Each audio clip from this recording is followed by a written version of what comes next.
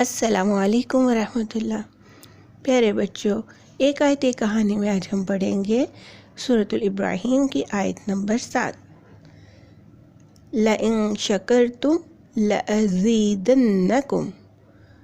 अगर तुम हमारा शुक्र अदा करोगे तो हम नेमतों में इजाफ़ा करेंगे। कहानी का नाम है अल्लाह की हम्द और बड़ी अम्मा का शुक्रिया। बड़ी अम्मा हज से वापस आ गईं। हादी और अहमद और रेहाना उनसे मिलने आए।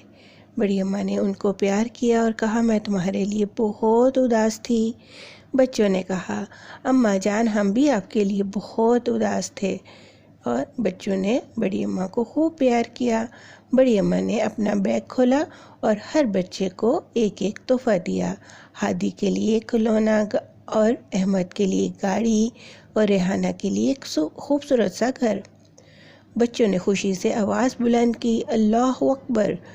अल्लाह ताला का हम बहुत शुक्र अदा करते हैं कि उन्होंने आपको हमारे लिए तोहफे लाने की तौफीक दी।